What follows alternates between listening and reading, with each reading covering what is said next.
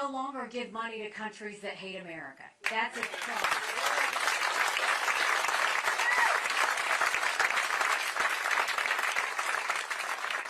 Last year, we gave $50 billion in foreign aid. Want to know who we gave it to? Pakistan, who harbored terrorists that tried to kill our soldiers. Iraq, that has Iranian influence that says death to America. Zimbabwe, the most anti-American African country there is. We gave money to Belarus, who's holding hands with Russia as they invade Ukraine. We gave money to communist Cuba, who America named the state sponsor of terrorism, who is putting a spy base up right now with China. And the one that makes me sick to my stomach, we gave money to China. What? How weak do we look? That is why we have to stop giving money to countries that hate America. You don't do it. You don't win favor with them.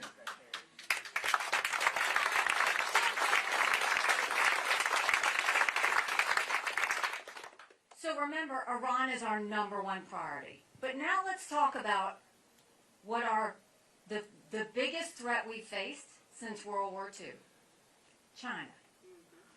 China has been preparing war with us for years. And that's not me being overly dramatic.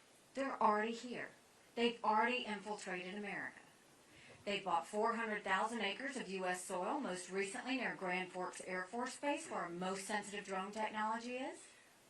They bought the largest pork producer in the country. You know it. It's right here in Iowa. They put millions of dollars into our universities to steal our research and spread propaganda. The lights came on.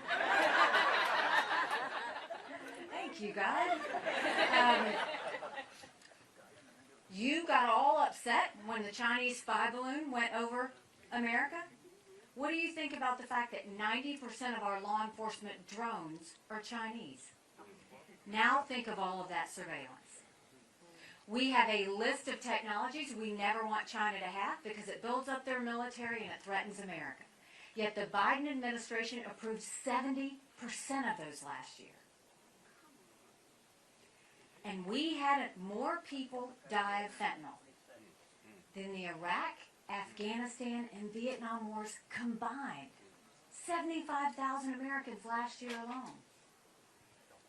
And look at how China has built up their military at fast paces. They now have the largest naval fleet in the world. They have 350 ships. They'll have 400 ships in 2 years. We won't even have 350 ships in 2 decades. They're doing artificial intelligence. They're doing cyber. They're doing space. They've developed hypersonic missiles. We've barely gotten started. And now China's the biggest developer of neurostrike weapons. Weapons engineered to change the brain activity of military commanders and segments of the population. That's who we're dealing with. So don't let Biden and Yellen tell you that China's a competitor. When I was at the UN, China never saw us as a competitor. I dealt with them every day. They see us as an enemy. We have to start looking at them the way they look at us. And so you look at all of this. You've got a Chinese spy balloon going overhead. You've got Russia invading Ukraine. You've got Iran building a bomb and interfering with Hamas going into Israel.